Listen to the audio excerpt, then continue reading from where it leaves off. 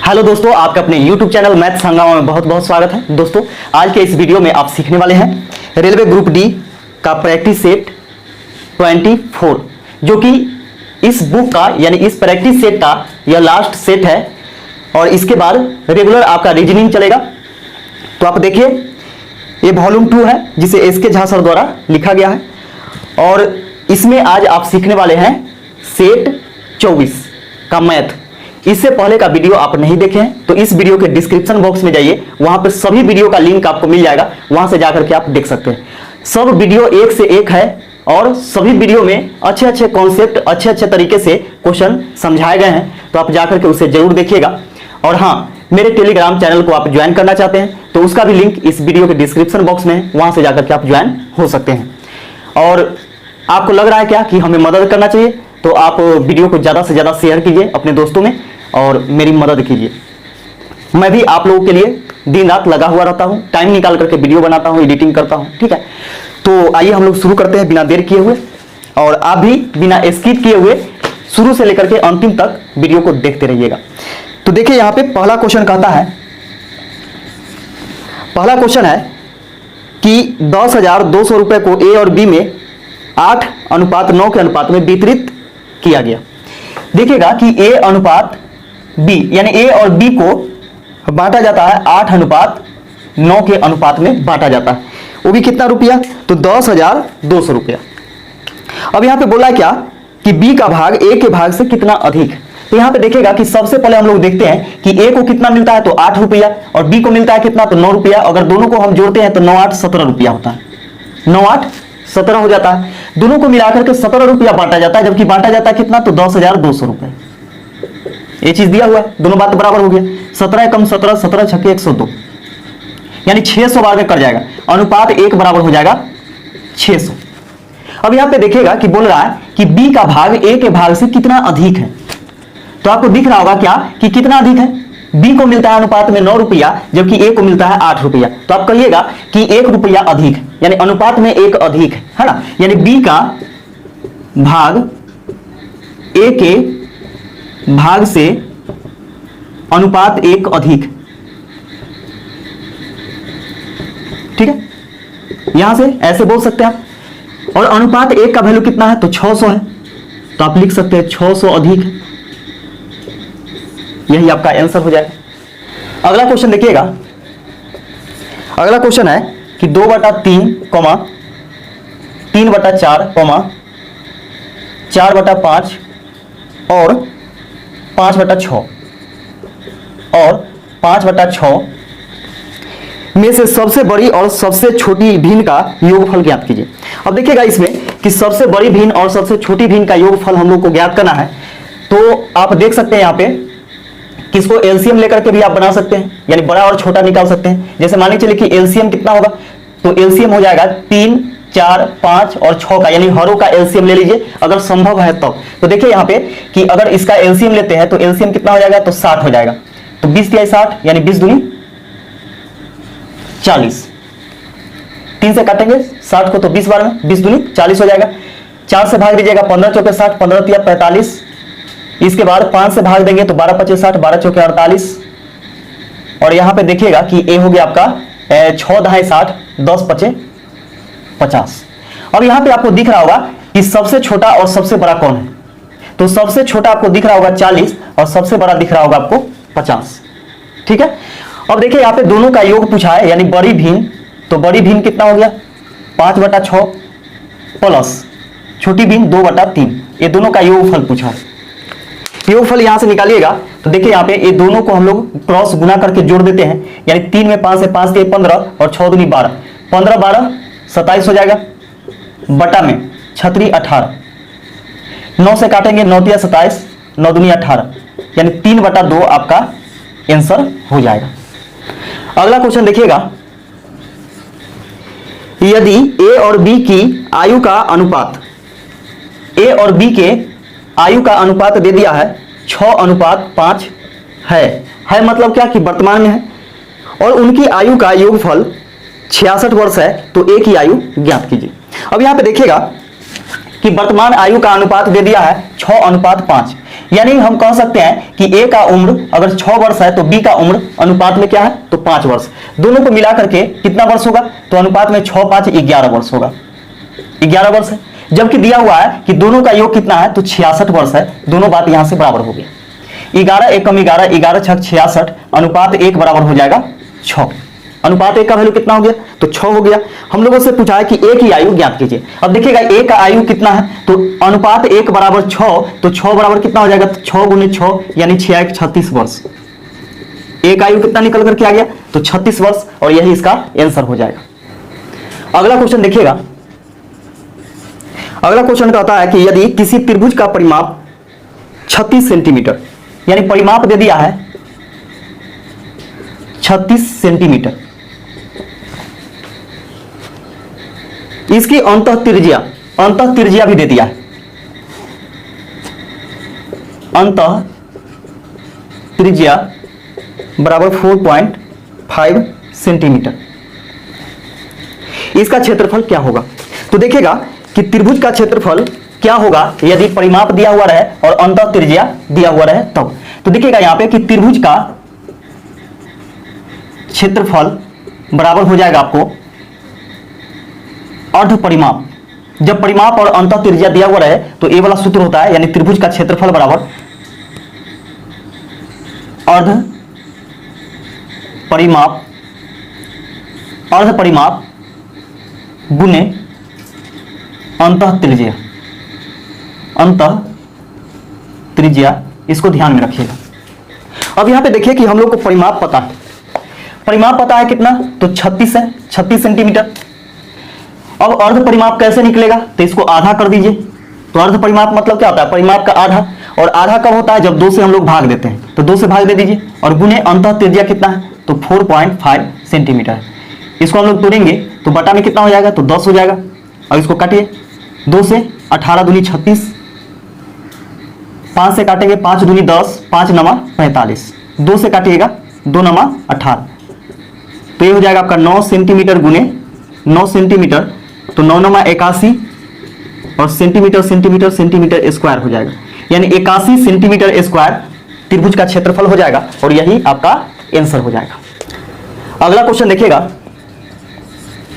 इसे बोला कि यदि द्विघात समीकरण के दो मूल अल्फा और बीटा है, जहां अल्फा प्लस बीटा बराबर 10, अल्फा प्लस बीटा बराबर 10 दिया हुआ है, और अल्फा माइनस बीटा बराबर 4, अल्फा माइनस बीटा बराबर 4, तो हम लोगों से पूछा है तो समीकरण ज्ञात कीजिए। तो यहां पे देखिएगा कि समीकरण कैसे हम लोग निकालते हैं। तो देखिए यहां पे कि समीकरण निकालने का तरीका है, समीकरण एक्स स्क्वायर, इसका सूत्र होता है समीकरण निकालने का, minus alpha plus beta into x plus alpha into beta बराबर 0, यही सूत्र होता है। अब यहां पे देखिए कि हम लोग को अल्फा प्लस बीटा का वैल्यू दिया हुआ है और अल्फा इंटू बीटा का वैल्यू निकालना है। तो यहां से एक चीज ध्यान में रखिए कि इसको हम लोग समीकरण 1 मान लेते हैं, अल्फा प्लस बीटा को समीकरण 1 मान लेते हैं, और अल्फा माइनस बीटा को समीकरण 2 मान लेते हैं। और यह सामान्य समीकरण है, यानी अल्फा और बीटा में कोई भी चीज से गुना नहीं है। तब यहां पे हम लोग क्या करते हैं कि अल्फा बराबर जब भी निकालना हो तो क्या करेंगे, दोनों को जोड़ करके और आधा कर देंगे। तो देखिए दोनों को जोड़िएगा तो 10 और 4 14, और 14 के आधा, आधा मतलब क्या, 2 से भाग दे दीजिए। तो 14 में 2 से भाग दीजिएगा तो 7 हो जाएगा, यानी अल्फा बराबर कितना आ गया, तो 7 आ गया। इसका देखिए बीटा बराबर निकालना है हम लोग को, तो बीटा क्या है, एक प्लस में एक माइनस में है ना। इसका मतलब क्या है कि बीटा जब भी निकालना होगा और सिंपल आपका समीकरण रहेगा, ये दोनों को घटा करके और आधा लिखिएगा। तो 10 में से 4 घटाएगा तो 6, और 6 के आधा कितना हो जाएगा, तो 3 हो जाएगा।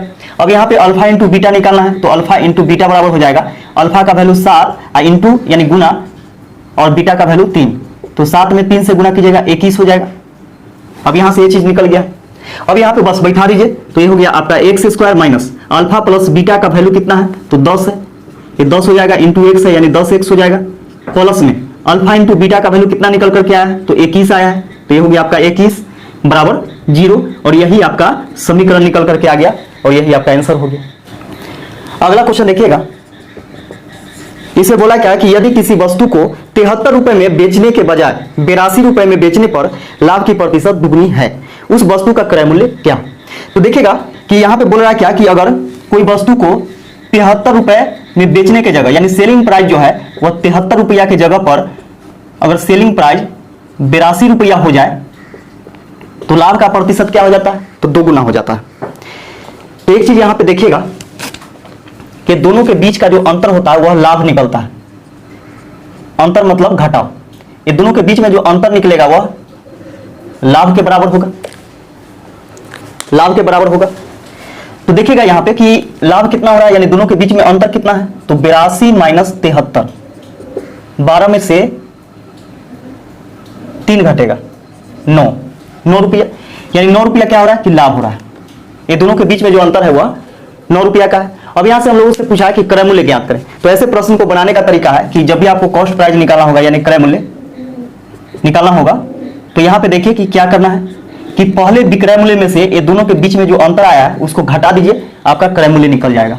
तो 73 रुपया में से 9 रुपया घटा दीजिए, तो 13 में से 9 घटेगा तो 4, ये बच जाएगा आपका 6, यानी 64 रुपया, और यही आपका आंसर हो जाएगा। अगला क्वेश्चन देखिएगा, बोला कि दूध और पानी के 69 लीटर मिश्रण में उसका अनुपात 2:1 का है। किसका, तो दूध और पानी का।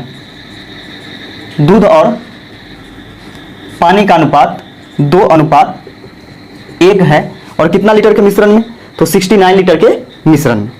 यदि दूध और पानी का अनुपात 1:2 करना हो, दूध और पानी का अनुपात 1:2 यदि करना हो तो कितना पानी और मिलाना होगा।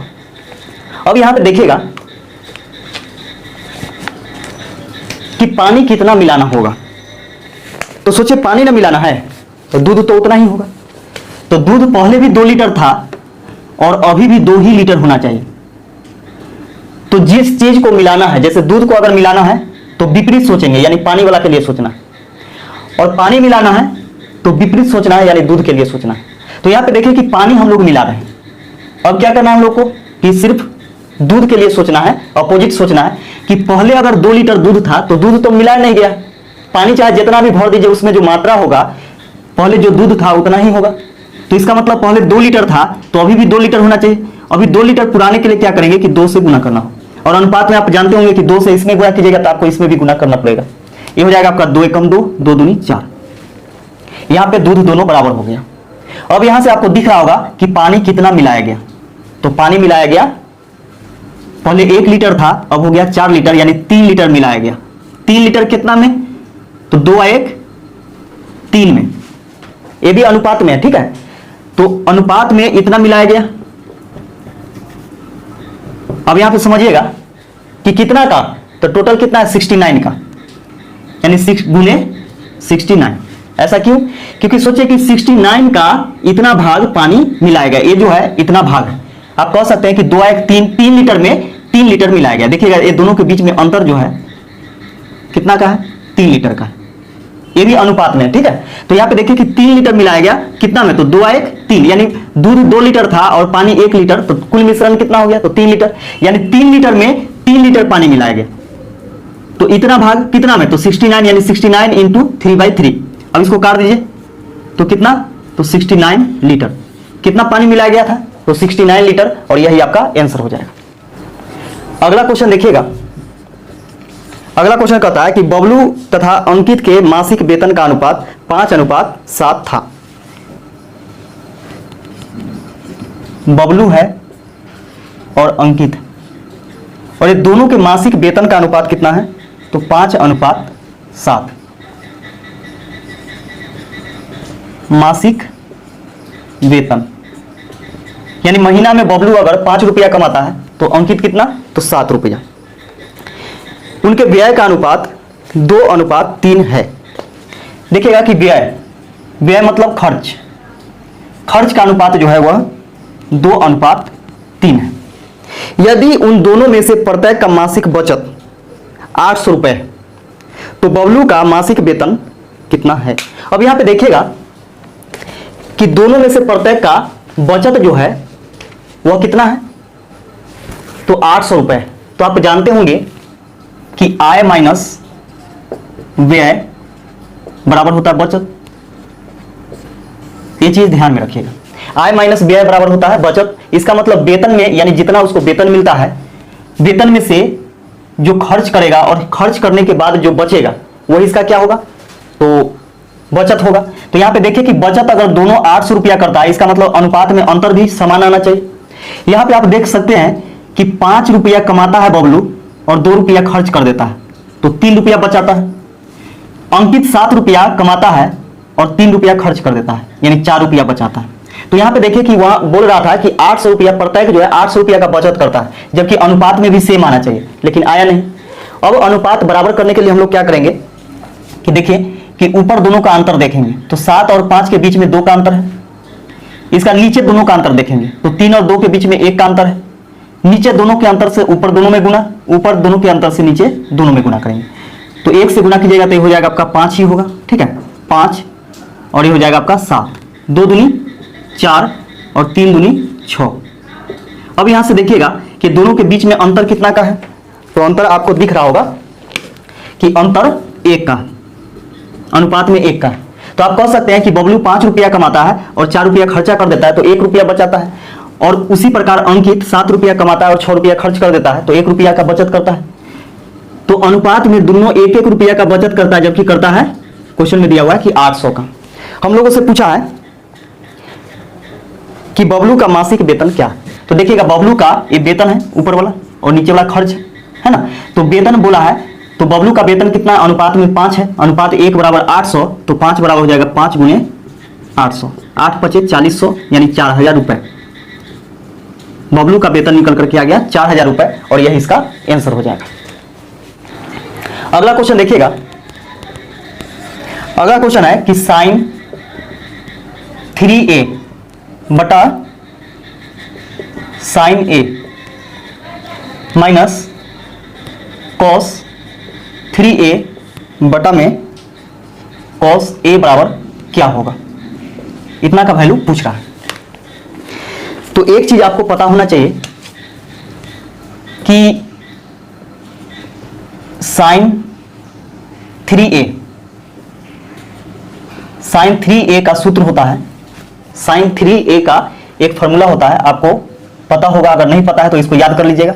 तो साइन 3a का फॉर्मूला होता है 3 sine a minus 4 sine cube a, 4 sine cube a। उसी प्रकार यहां पे देखिए कि cos 3a का फॉर्मूला होता है, cos 3a का फॉर्मूला होता है 4 cos cube a minus cos 3 cos a। इस चीज को ध्यान में रखिएगा और इसी पर यह क्वेश्चन बनेगा। अब यहां से देखिए, तो साइन 3a, यहां पे साइन 3a है, तो साइन 3a के जगह पर हम लोग रखेंगे कितना, तो 3 sine a minus 4 sine cube a बटा में साइन a, माइनस है तो माइनस, इसका यहां पे देखिए कि कितना रखिएगा, cos 3a के जगह पर, तो 4 cos cube a minus 3 cos a बटा में cos a। देखिएगा इससे इसमें भी भाग और इससे इसमें भी भाग, तो इससे इसमें भाग दीजिएगा तो हम यहीं पे काटते हैं, लेकिन जोड़ घटाव में नहीं करता है, आपको समझना होगा। तो यहाँ पे देखिए कि इससे इसमें भाग दीजिएगा तो साइन ए से साइन ए कैंसिल हो जाएगा, हम एक स्टेप खत्म कर रहे हैं, ठीक है। तो देखिए साइन ए से साइन ए कैंसिल हो जाएगा, और साइन ए से अगर साइन के पावर 3a में भाग दीजिएगा तो पावर 3 है, तो एक साइन कट जाएगा, तो बच जाएगा क्या, स्क्वायर बच जाएगा, यानी 2 बचेगा। तो यहाँ पे बच गया क्या, तो 3 माइनस 4 साइन स्क्वायर ए, माइनस में देखिएगा यहाँ पे माइनस, इसे इसको काटिएगा तो इसे कटेगा आपका, तो स्क्वायर हो जाएगा, और फिर इसे इसमें भाग दीजिएगा तो कट जाएगा, तो ये हो जाएगा आपका 4 cos स्क्वायर a माइनस 3, यही हो गया। ये ब्रैकेट अंदर ब्रैकेट कर दीजिए इसको। अब यहां पे देखिए कि ये 3 है माइनस 4 साइन स्क्वायर ए माइनस प्लस क्या हो जाएगा, माइनस 4 कॉस स्क्वायर ए माइनस माइनस क्या हो जाएगा, तो प्लस हो जाएगा 3। तो ए भी प्लस में 3 है और ए भी प्लस में 3 है, तो 3 और 3 कितना हो जाएगा, 6 हो जाएगा। माइनस अगर हम दोनों में से -4 कॉमन ले लेते हैं तो -4 कॉमन ले लीजिएगा तो ये बचेगा आपका साइन स्क्वायर ए माइनस माइनस क्या हो जाएगा, प्लस कॉस स्क्वायर ए। तो 6 माइनस 4 गुने, ये दोनों के बीच में गुना का चिन्ह। आपको पता होना चाहिए एक सूत्र कि साइन स्क्वायर थीटा, देखिए यहां पे लिख देते हैं हम,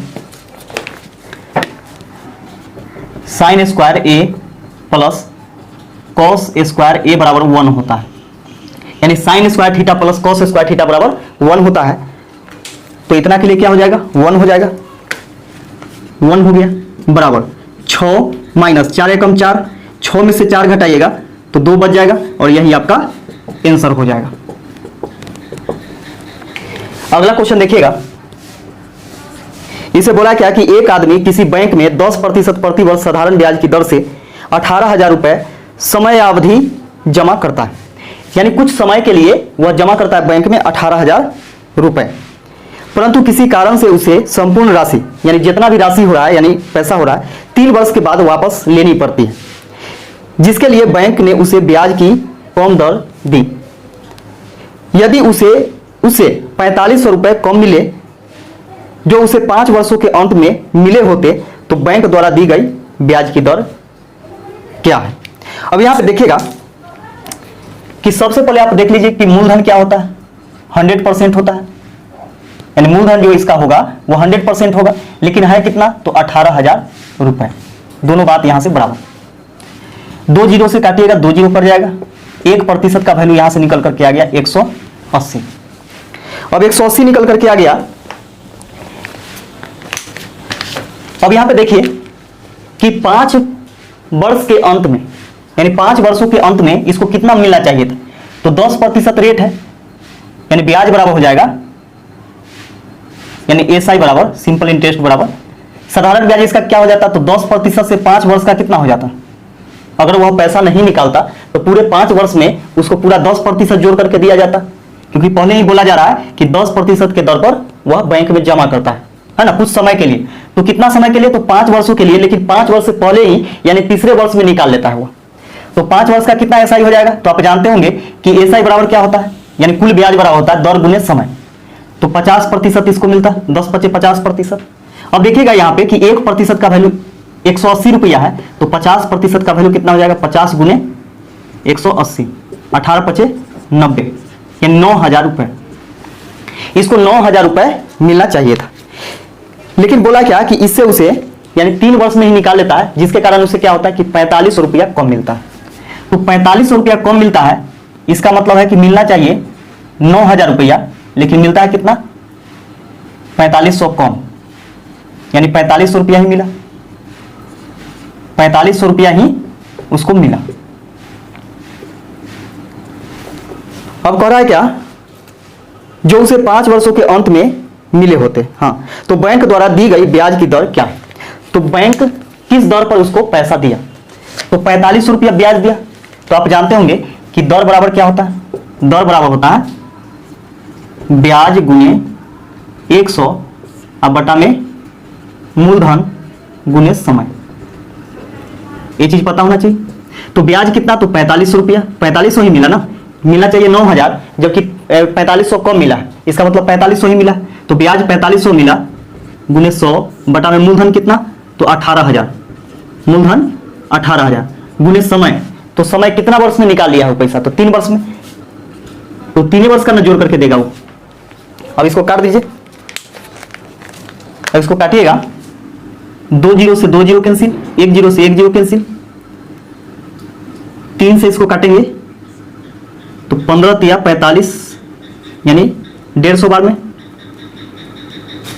3 से 6 से कटेगा 6 × 3 = 18, 6 × 2 = 12, 6 × 5 = 30, यानी 25/3%, यानी इसको आप पूर्णांक में तोड़िएगा तो 8 × 3 = 24 है, 25/3%, यानी 8.1/3% इसको ब्याज का रेट मिला और यही इसका आंसर हो गया। अगला क्वेश्चन देखिएगा। अगला क्वेश्चन कहता है कि एक व्यक्ति ने कुछ रुपए में 8 क्विंटल चीनी खरीदा। एक सप्ताह बाद उसने 3 क्विंटल चीनी 10% लाभ पर, 2 क्विंटल चीनी 5% हानि पर और शेष चीनी बिना किसी लाभ या हानि पर बेच दिया। इस लेन देन में कितना लाभ हुआ? अब यहां पे देखिए कि कुल कितना चीनी है। कुल चीनी 8 क्विंटल है, 8 क्विंटल है। अब यहां पे देखिएगा कि अगर हम प्रति क्विंटल मान लेते हैं क्या कि 10 रुपया, 10 रुपया प्रति क्विंटल। ऐसा इसलिए लिख रहे हैं क्योंकि खरीदारी इसका रेट जो है 10 रुपए प्रति क्विंटल है। आसान हो जाएगा यह, मान लेते हैं, कोई दिक्कत नहीं है। आप 100 भी मान सकते हैं, 5000 भी मान सकते हैं, तो लंबा हो जाएगा। तो 10 के मल्टीपल में मानिए। तो सोचिए कि ये कुल चीनी कितना है, तो 8 क्विंटल है। हम मान लिए क्या कि ये प्रति क्विंटल 10 रुपया के हिसाब से खरीदा, तो कुल रुपया कितना हो गया? 8 दाएं 80 रुपया, यानी 80 रुपया इसका कॉस्ट प्राइस हो गया। ठीक है। जिसमें से बोला क्या कि उसने 3 क्विंटल चीनी 10% लाभ पर बेचा। तो 3 क्विंटल चीनी 10% लाभ पर बेचता है, तो सोचिए कि 3 क्विंटल का खरीदारी रेट कितना होगा, क्योंकि लाभ या हानि किस पर निर्भर करता है? कॉस्ट प्राइस पर। तो 1 क्विंटल का 10 रुपया है, तो 3 क्विंटल का कितना हो जाएगा? तो 30 रुपया हो जाएगा। 10% लाभ पर बेचा है, इसका मतलब 110 बटा में 100, 1 0 से 1 0, 1 0 से 1 0, 11 तिहाई 33 रुपया में यह बेचा। कितना? तो 3 क्विंटल। इसका आगे फिर बोल रहा है क्या कि 2 क्विंटल चीनी 5% की हानि पर बेचता है। तो 2 क्विंटल चीनी जो है 5% की हानि पर बेचता है, इसका मतलब 2 क्विंटल का लागत मूल्य कितना होगा? 1 क्विंटल का 10 रुपया, तो 2 क्विंटल का कितना? 20 रुपया। 5% हानि यानी 95 बटा 100, 0 से 0 कैंसिल, 2 से कटेगा, 2 पचे 10, 19 पचे 95, यानी 19 रुपया में बेचा। 19 रुपया में बेचा। और फिर बोल रहा है क्या कि जो शेष बच गया है उसको दाम काम पर बेच देता है। कहने का मतलब क्या है कि ना ही लाभ लेता है और ना ही हानि लेता है, जितना में खरीदा था उतना ही में उसको दे दिया। तो देखिए 3 क्विंटल बेच चुका है, यानी 8 क्विंटल, टोटल 8 क्विंटल है, जिसमें से 3 क्विंटल बेच चुका है, 2 क्विंटल बेच चुका है, यानी 2 बार में, पहले 3 क्विंटल, इसका 2 क्विंटल, तो 3 या 2 5 क्विंटल बेच दिया और बच गया कितना? 3 क्विंटल। और इसका खरीदारी रेट क्या है? प्रति क्विंटल 10 रुपया, तो 10 से गुना करेंगे यानी 30 रुपया। तो 30 रुपया में ही यह क्या किया कि बेच दिया। अब यहां से सबको हम लोग जोड़ेंगे, तो 33 प्लस 19 प्लस 30, ये टोटल सेलिंग प्राइस हो जाएगा इसका। यहां से जोड़िएगा, ये हो जाएगा आपका 9 आ 3 12 के 2, 3 आ 3 6 1 7 आ 1 8, 82 रुपया। अब सोच के देखिए कि 80 रुपया में खरीदा था और 82 रुपया में बेच दिया, तो लाभ हो रहा है। कितना लाभ हो रहा है? 2 रुपया हो रहा है। यहां से प्रॉफिट प्रतिशत निकलेगा, तो लाभ 2 रुपया का हो रहा है। कितना में? तो 80 रुपए में, और गुने 100, 1 0 से 1 0, 2 से 2 एकम 2, 2 चौके 8, 2 दूनी 4, 2 पचे 10, यानी 5 बटा 2। 5 बटा 2 को आप पूर्णांक में तोड़िए या दशमलव में है? पूर्णांक में है, तो 5 में 2 से भाग दीजिएगा तो 2.5 हो जाएगा, यानी 2.1/2%। इसको प्रॉफिट मिल गया कितना? तो 2.1/2%, और यही इसका आंसर हो जाएगा। अगला क्वेश्चन देखिएगा कि 20 आदमी तथा 12 औरतें किसी काम को 10 दिनों में कर सकते हैं, यानी 20 मैन और 12 वोमैन, ये सब मिल करके 10 दिन में किसी काम को कर सकते हैं। यानी कुल काम बराबर होता है आदमी गुने समय, जबकि 6 आदमी तथा 2 औरतें इस काम को 36 दिनों में पूरा कर सकते हैं। 6 मैन और 2 वोमैन, इतना आदमी मिल करके करता है तो 36 दिन लगता है। दोनों बात यहां से बराबर, दोनों एक ही काम है। तो पूछ रहा है कि 8 आदमी तथा 6 औरतें मिलकर इस कार्य को कितने दिनों में समाप्त कर सकेंगे। तो यहाँ पे सबसे पहले हम लोग क्या करते हैं कि यहाँ पे आदमी और औरत के कार्य करने का क्षमता निकालते हैं। यहाँ इसको काटेंगे तो 2 से 18 दूनी 36, 2 से काटेगा 2 पचे 10, 5 से इसमें गुणा करिएगा तो 20 पचे 100 m प्लस 12 पचे 60 w बराबर 18 में 6 से गुणा करेंगे, 18 छक 108, 108 m प्लस 18 दूनी 36 W।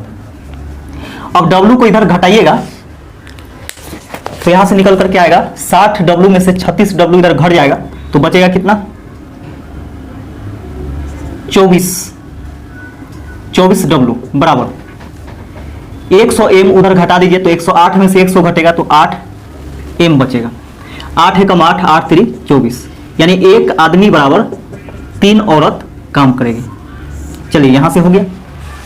अब हम लोगों से पूछा कि 8 आदमी तथा 6 औरतें मिलकर इस काम को कितने दिनों में समाप्त कर सकेंगे।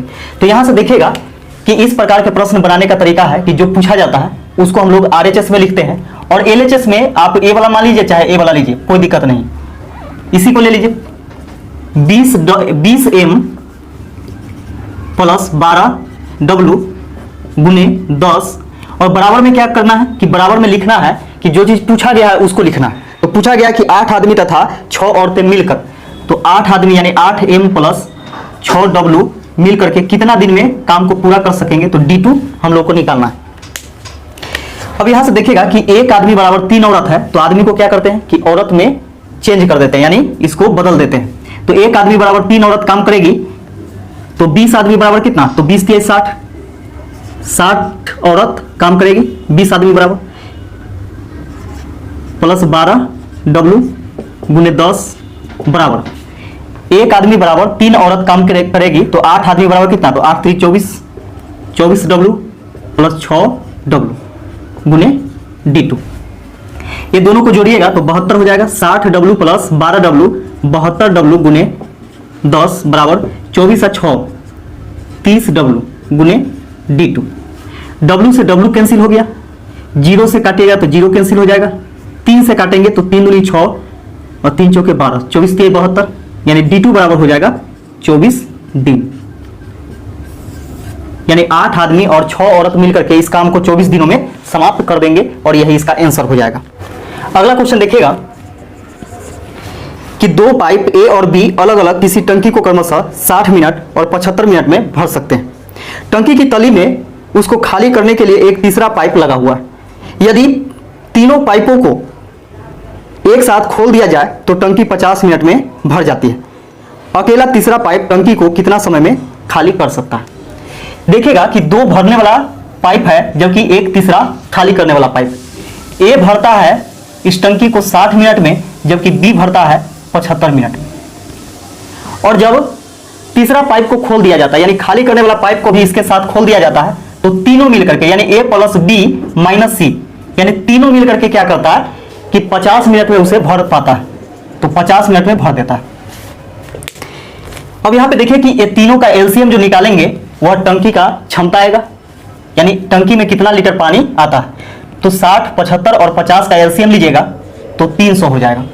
60 से इसमें भाग दीजिएगा तो 5 बार में, 75 से भाग दीजिएगा तो 4 बार में और 50 से भाग दीजिएगा तो 6 बार में कटेगा। ठीक है। अब यहां से देखिए कि हम लोगों से पूछा कि खाली करने वाला जो पाइप है वह पूरे टंकी को कितना समय में खाली कर देगा। तो यहां पे हम लोग देख रहे हैं कि A क्या करता है कि प्रति मिनट 5 लीटर भरता है, B प्रति मिनट 4 लीटर भरता है, जबकि तीनों मिल जाता है तो 6 लीटर ही भरा जाता है। इसका मतलब है कि देखिए यहाँ पे कि A और B मिलकर के कितना भरेगा, तो 5 और 4 9 लीटर दोनों मिलकर के भरेगा। और भरा रहा है कितना, तो 6 लीटर, यानी दोनों के बीच में जो अंतर होगा उसी हिसाब से वह खाली करेगा कौन, C।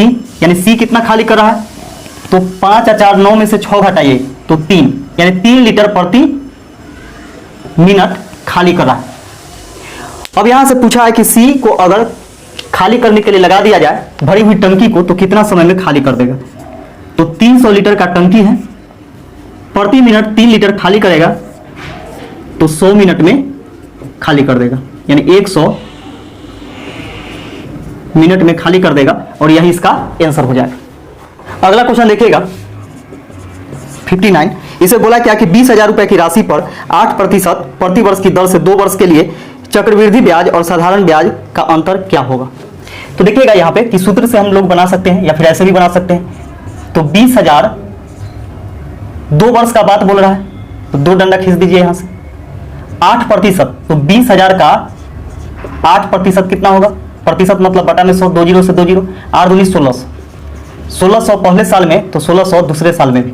ये निकल करके आ गया क्या, ये दोनों को जोड़िएगा तो साधारण ब्याज हो जाएगा। अब देखिएगा कि चक्रवृद्धि ब्याज क्या होता है। तो चक्रवृद्धि ब्याज ब्याज पर लगने वाला ब्याज होता है, ब्याज पर लगने वाला ब्याज होता है। तो फिर 1600 का यानी पहले साल का ब्याज क्या होगा, दूसरे साल में जाएगा। पहले साल के ब्याज दूसरे साल में जाएगा। तो 1600 का फिर 8% लगेगा, 2 जीरो से 2 जीरो कैंसिल। तो 16 में 8 से गुना कीजिएगा, 16 8 128 रुपया। अब यहाँ पे देखिए कि यही 128 रुपया जो होता है साधारण ब्याज और चक्रवृद्धि ब्याज के बीच का अंतर होता है ना, यही जो होगा। तो CI माइनस SI बराबर हो जाएगा 128 रुपया और यही आपका आंसर हो जाएगा। अगला क्वेश्चन देखिएगा, बोला क्या कि 783 दिया हुआ है, 783 513 और 1107 का HCF निकालने के लिए, इतना का HCF निकालना है। तो यहां पे हम लोग क्या करेंगे कि बाई ऑप्शन बनाएंगे। ऑप्शन नंबर ए में देखिए कि 18 दिया हुआ है, बी में आपको दिया हुआ है 27, सी में है 29 और डी में है 17। तो HCF जो होता है वह बड़ी से बड़ी संख्या, तो बड़ी से बड़ी संख्या, तो सबसे बड़ी संख्या ये चारों में कौन है, 29 है। 29 से काटिएगा नहीं कटेगा, आप भाग देकर के देखिएगा नहीं कटेगा। 27 से हम लोग चेक कर लेते हैं, ये तो होगा नहीं। 17 कब होगा, जब ये दोनों में से कोई नहीं होगा तो यही होगा, ठीक है। अब यहाँ पे देखिए कि 27 हम लोग देखते हैं कि इससे कटेगा कि नहीं। तो 9 या 27, जो संख्या 9 से कटेगा वो 3 से भी कटेगा। तो 9 का नियम होता है कि संख्या के अंकों का योग। तो 8 3 11, 11 7 18, 18 9 से कट रहा है, इसका मतलब 9 से कट रहा है तो 3 से भी कटेगा। और जो संख्या 9 से और 3 से कटेगा वह 27 से भी कटेगा।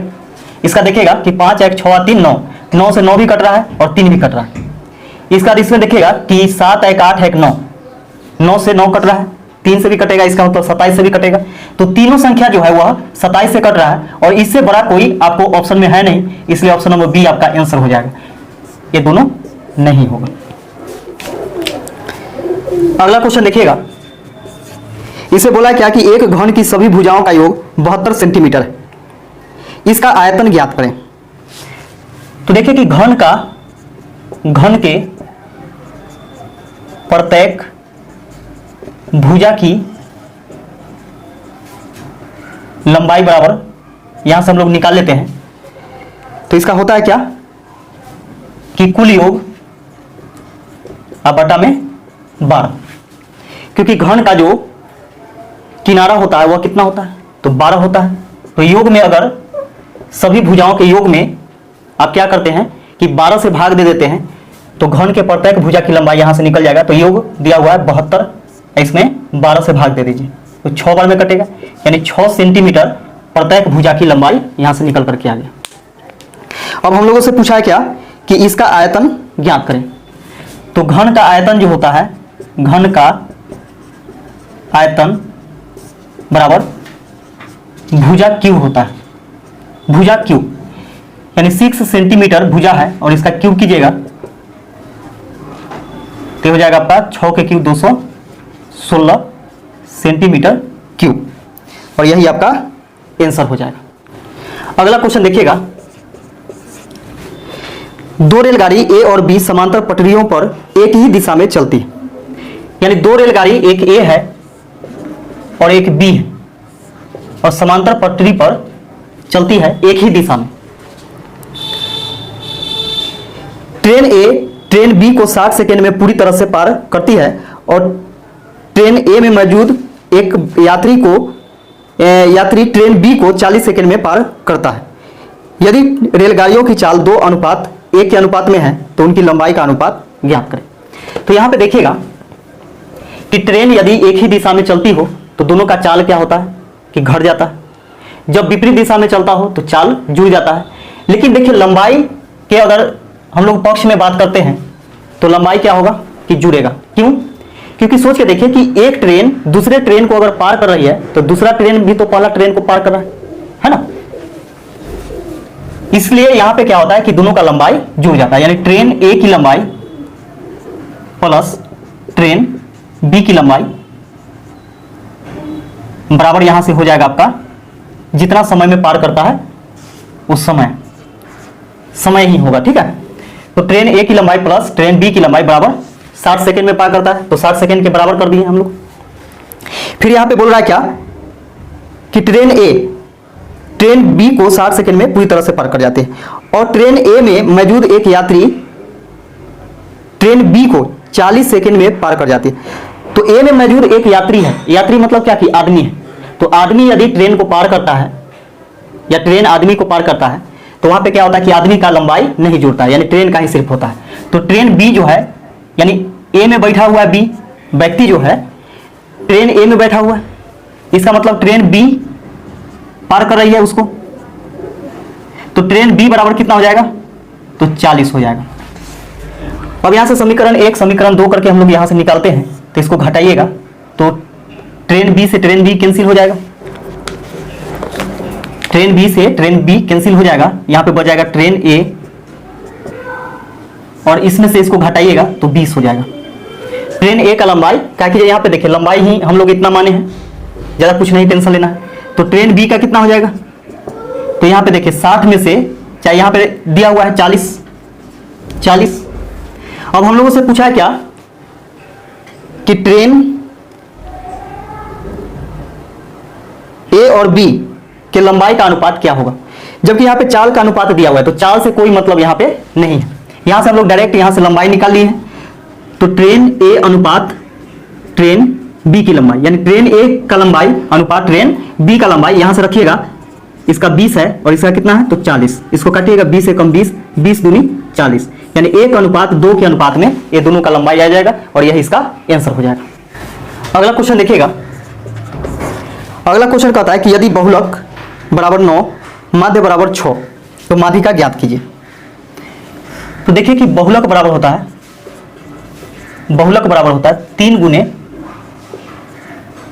माध्यिका माइनस 2 गुने माध्य। इससे पहले वाला भी वीडियो में मैंने ये चीज बतलाया। बहुलक बराबर क्या होता है, तो 3 गुने माध्यिका माइनस 2 गुने माध्य होता है।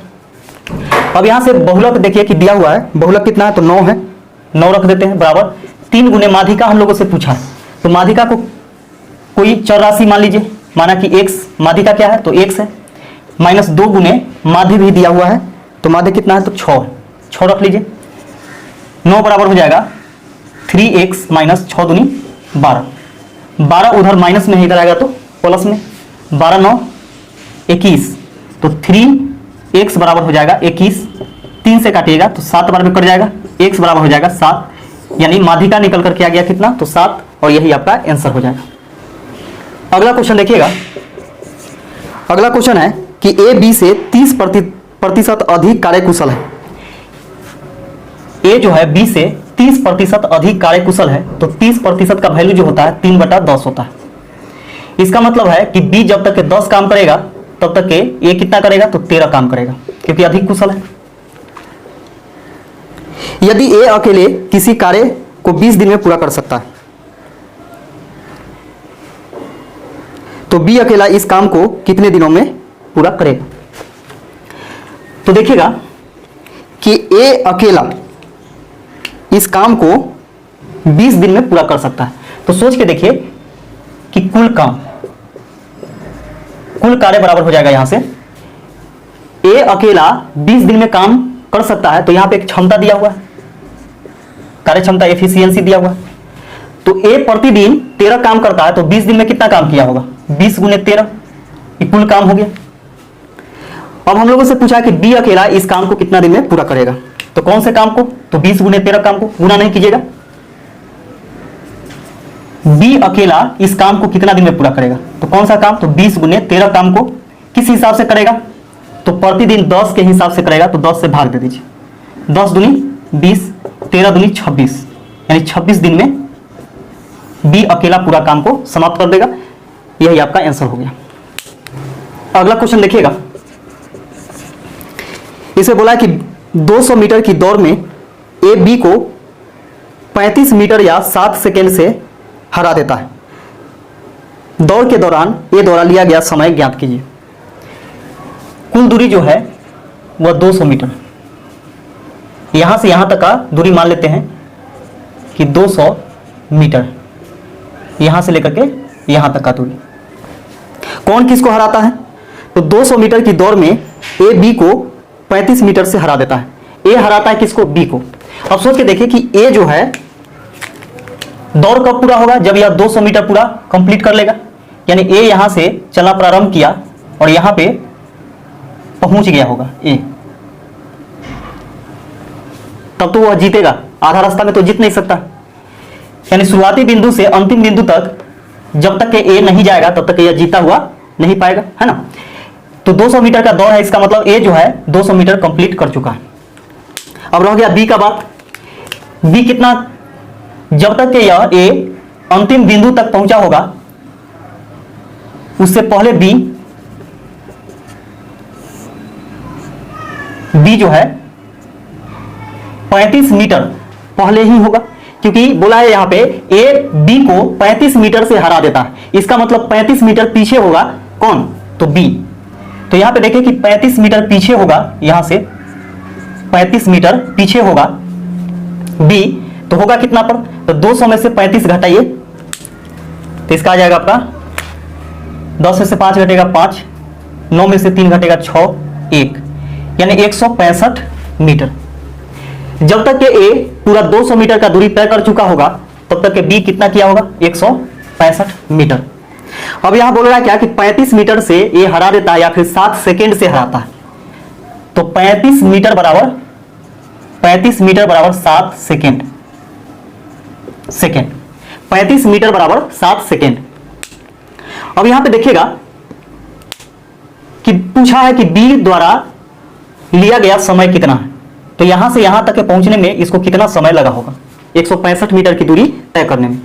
तो यहां से हम लोग निकालते हैं कि समय एक एक नियम से निकालिएगा तो समय बराबर हो जाएगा। जैसे मान के चलिए कि 35 मीटर में 7 सेकेंड का समय लगाता है, तो 1 मीटर में 7/35 सेकेंड का समय लगाएगा।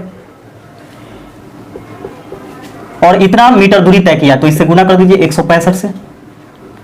अब इसको काटेंगे, 7 से 7 बचे 35, 5 से इसको काटिएगा, 5 के 15, 5 के 15, 33 सेकेंड। किसके द्वारा? तो ए द्वारा लिया गया समय ज्ञात करें। तो ए द्वारा लिया गया समय हो जाएगा आपका कितना? तो यहां पे देखिए 7 सेकेंड से हरा देता है, इसका मतलब क्या है कि 7 सेकेंड पहले पहुंच जाता है। तो जब तक यहां पे था, सोचिए जब तक बी जो है यहां पर था तब तक ए पहुंच गया था। इसका मतलब बी का यहां से यहां तक का समय हम लोग निकाले हैं कि 33 सेकेंड है। तो 33 सेकेंड में ही ए क्या किया है कि पहुंच गया है 200 मीटर। तो ए द्वारा लिया गया समय, ए द्वारा लिया गया समय बराबर कितना हो जाएगा? तो 33 सेकेंड, और यही आपका आंसर हो जाएगा। और ऐसा पूछता कि बी को कितना समय लगा, तो बी को समय लगा 33 सेकेंड ही लगा, लेकिन वह 35 मीटर पीछे ही रह गया। जब हार गया तो आगे कहा जाएगा, तो 35 मीटर पीछे ही रह गया। इसका मतलब 33 सेकेंड में वो पहुंच गया था, ए जो है 33 सेकेंड में पहुंच गया था, जबकि बी 33 सेकेंड में 165 मीटर ही दूरी तय किया था। तो ए को कितना समय लगा? तो ए के द्वारा लिया गया समय 33 सेकेंड, और यही आपका आंसर हो जाएगा। अगला क्वेश्चन लिखिएगा। अगला क्वेश्चन है कि ए बी बराबर 6 सेंटीमीटर तथा सी डी बराबर 8 सेंटीमीटर लंबी दो ऐसी समांतर जीवाएं हैं जो ओ केंद्र वाले वृत्त के केंद्र के एक ही ओर से वृत्त की त्रिज्या 5 सेंटीमीटर है। तदनुसार ए बी तथा सी डी के बीच की दूरी ज्ञात करें। देखिएगा कि एक वृत्त है, एक वृत्त है और एक केंद्र है। केंद्र ओ मानिए इसको। अब यहां पे बोल रहा है क्या कि केंद्र के एक ही ओर से समांतर दो जीवाएं खींची गई, ए बी और सी डी। इसको हम लोग ए बी मान लेते हैं और इसको हम लोग सी डी मान लेते हैं। ये हो गया ए बी और ये हो गया सी डी, और केंद्र क्या है? तो ओ है, इसको ओ मान लीजिए। वृत्त की त्रिज्या 5 सेंटीमीटर है। देखिएगा कि वृत्त की त्रिज्या 5 सेंटीमीटर है, यानी ये त्रिज्या हो जाएगा, ये भी त्रिज्या हो जाएगा। इस जीवा के लिए ये वाला त्रिज्या हो जाएगा और इस जीवा के लिए ये वाला त्रिज्या हो जाएगा। ये त्रिज्या हो गया। अब यहां पे हम लोगों से पूछा है कि AB तथा CD के बीच की दूरी ज्ञात करें, यानी AB और CD के बीच का दूरी हम लोगों से पूछा है। इसका मान कितना है? तो 5 सेंटीमीटर है। इसका मान कितना है? तो ये भी 5 सेंटीमीटर है, 5 सेंटीमीटर। यहां से अगर हम लोग ऐसे इसको खींचते हैं, ऐसे एक रेखा खींचते हैं, इसको मान लेते हैं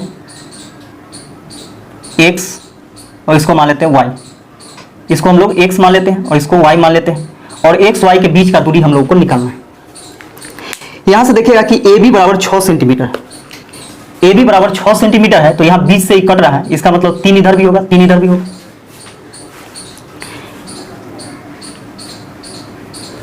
फिर आगे दिया हुआ है कि CD बराबर 8 सेंटीमीटर, यानी C से D तक का लंबाई जो है 8 सेंटीमीटर है, तो इसका मतलब इधर 4 होगा, तो इधर भी ये वाला 4 हो जाएगा।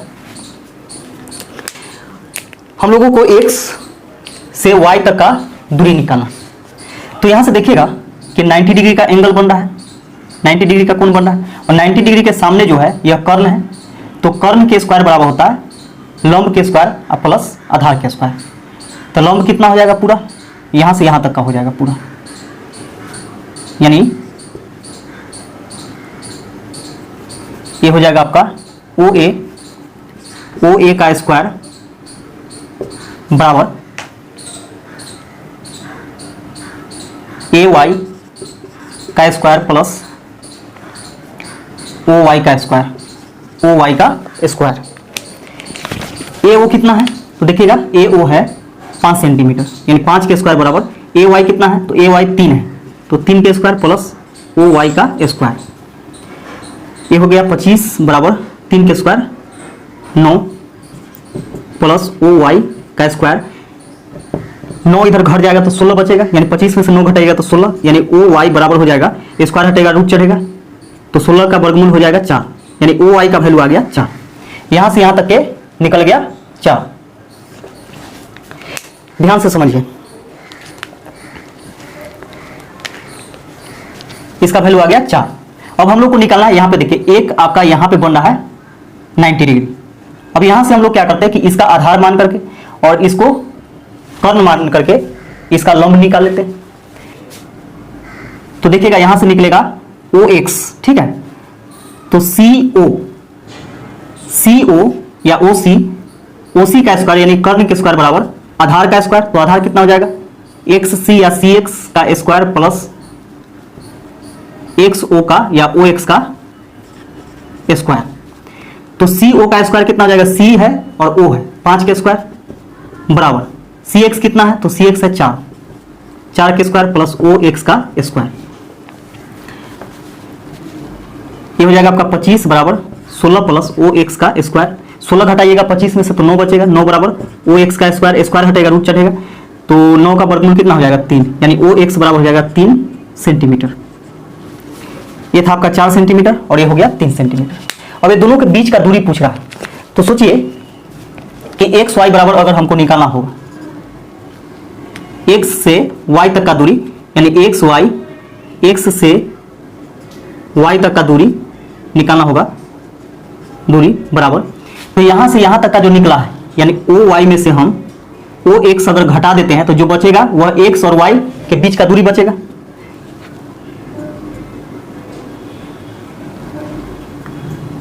तो ये हो जाएगा OX, तो OY कितना है? तो 4 है, 4 सेंटीमीटर में से 3 सेंटीमीटर घटाइएगा तो कितना बच जाएगा?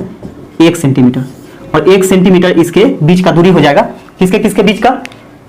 तो AB और CD दोनों जीवाओं के बीच का दूरी कितना आ गया? तो 1 सेंटीमीटर, और यही आपका आंसर हो जाएगा। अगला क्वेश्चन देखिएगा। अगला क्वेश्चन है कि यदि रूट अंडर 16 माइनस 6 रूट 7 बराबर A plus B root under 7 हो, तो B का मान क्या होगा? यानी B बराबर व्हाट? B का मान पूछ रहा है कि क्या होगा। तो यहां से समझिएगा कि ऐसा क्वेश्चन मैंने इसे पहले भी पढ़ाया है कि एक बड़ा रूट हो और एक छोटा रूट हो, तो जब तक एक छोटा रूट के बाहर 2 नहीं दिखेगा क्वेश्चन नहीं बनेगा। तो 2 लाने का हम लोग कोशिश करते हैं, तो 16 माइनस 2 गुने 3 लिखेंगे, रूट अंडर 7 है तो 7 लिखेंगे, a प्लस बी रूट 7, इसको लेकर के चलते हैं। अब यहां पे देखिए कि 2 तो आ गया, अब 3 का कोई काम नहीं, सिर्फ 2 रहना चाहिए। तो 3 का काम नहीं है, तो 3 को हम क्या करते हैं कि रूट के अंदर भेज देते हैं। तो आप जानते होंगे कि जब बाहर निकलता है तो जोड़ा अंक के बदले एक अंक बाहर निकलता है और अंदर जाएगा तो फिर स्क्वायर बन करके जाएगा। तो हो जाएगा आपका 16 माइनस 2 रूट अंडर 3 के स्क्वायर 9, 9 सते 63, 9 सते कितना 63 बराबर a plus B root under 7। अब देखिएगा यहां से कैसे बनाना है। जब एक बड़ा रूट हो और एक छोटा रूट हो और छोटा रूट के बाहर 2 हो, तो छोटा रूट के जो अंदर है इसको ऐसे 2 भागों में तोड़ना है कि दोनों को जोड़ करके 16 आना चाहिए। तो 9 सते 63, 9 7 16, पहले बड़ा वाला लिखेंगे, इसका छोटा वाला लिखेंगे। तो 9 7 16 और 9 सते 63, 9 लिखेंगे 7 लिखेंगे, माइनस है तो माइनस देंगे और रूट लगा देंगे बराबर a plus B root under कितना तो 7। अब यहां से देखिएगा कि 9 का वर्गमूल कितना हो जाएगा तो 3 हो जाएगा, माइनस रूट अंडर 7 बराबर a plus B root under 7।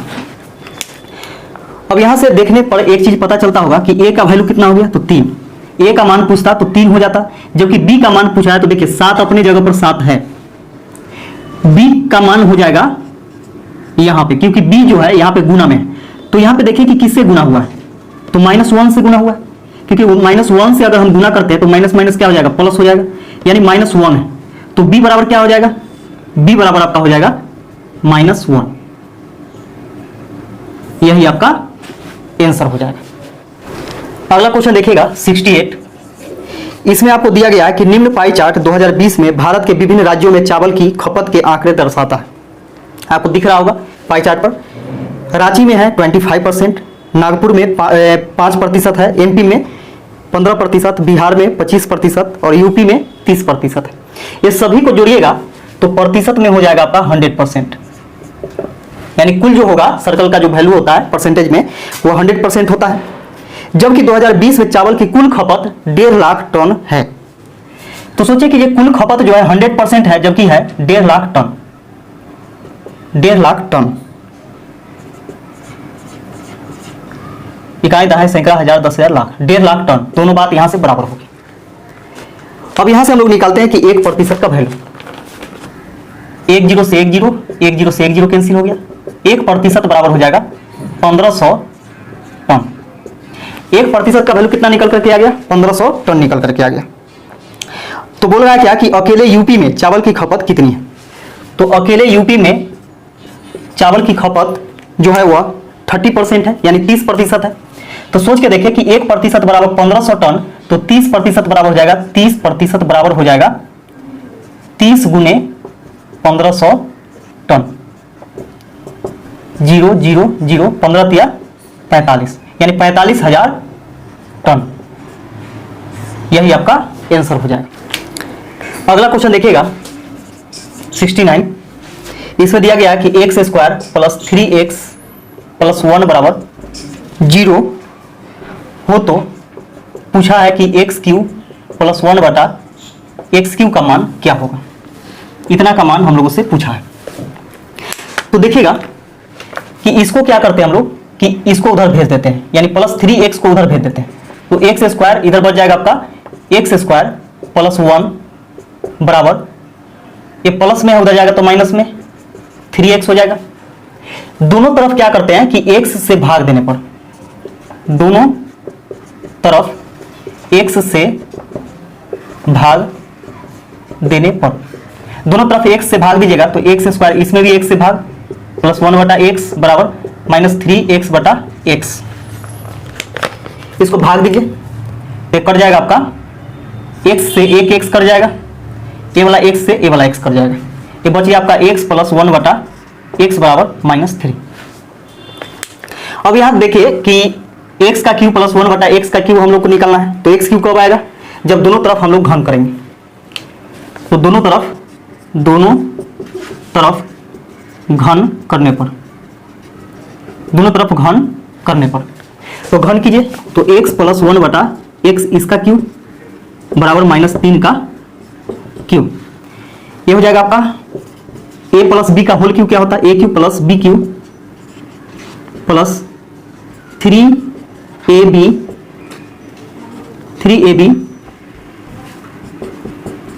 Into A plus B, ये होता है। बराबर में -3 का क्यूब कीजिएगा तो -27 हो जाएगा। अब यहां से हम लोग निकालते हैं इसको, एक से एक्स कैंसिल हो जाएगा, एक्स क्यूब प्लस 1 बटा एक्स क्यूब प्लस 3 गुने एक्स प्लस 1 बटा एक्स का वैल्यू क्या है, -3 है, तो -3 रख देते हैं बराबर -27। एक्स क्यूब प्लस 1 बटा एक्स क्यूब, देखिए यहाँ पे प्लस माइनस क्या हो जाएगा, -3 3 9 बराबर -27। माइनस में इधर 9 है, उधर जाएगा तो प्लस में हो जाएगा, तो एक्स क्यूब इधर लिख देते हैं हम, ये हो जाएगा आपका एक्स क्यूब प्लस 1 बटा एक्स क्यूब बराबर 9 इधर प्लस में माइनस में, उधर जाएगा तो प्लस में, तो 27 -27 में से 9 घटाइएगा तो 18 बचेगा, माइनस में 18 है ना, और यही आपका आंसर हो जाएगा। और यही चीज तो पूछा जा रहा था कि एक्स क्यूब प्लस 1 बटा एक्स क्यूब बराबर क्या होगा, तो -18 हो जाएगा। इस वीडियो का लास्ट क्वेश्चन देखिएगा, एक संख्या में से 35 घटाने पर यह अपने के 80% के बराबर हो जाता है। देखिए कोई संख्या है, उसमें से जैसे ही हम 35 घटाते हैं तो वह उस संख्या के 80% के बराबर हो जाता है। तो बोला कि उस संख्या का 4/5 भाग क्या होगा, तो सबसे पहले हम लोग संख्या निकाल लेते हैं। तो यहां से संख्या निकालेंगे तो x - 35 बराबर हो जाएगा, इसको काटिए 0 से 0, 2 चौके 8, 2 पचे 10, यानी 4x बटा में 5 हो जाएगा। 5 से इधर गुना कीजिएगा तो ये हो जाएगा आपका 5x माइनस 50 25 के 5, 5 से 15 2 17, 175 बराबर 4x इधर घटा दीजिएगा तो 5x में से 4x घटेगा तो x बचेगा, ये माइनस में उधर जाएगा तो प्लस में, यानी 175 हो गया। तो यहां से निकल गया क्या, संख्या बराबर 175। अब हम लोगों से पूछा है कि उस संख्या का 4/5 भाग क्या होगा, यानी संख्या का 4/5 भाग क्या होगा, यानी बराबर पूछ रहा है कि क्या होगा।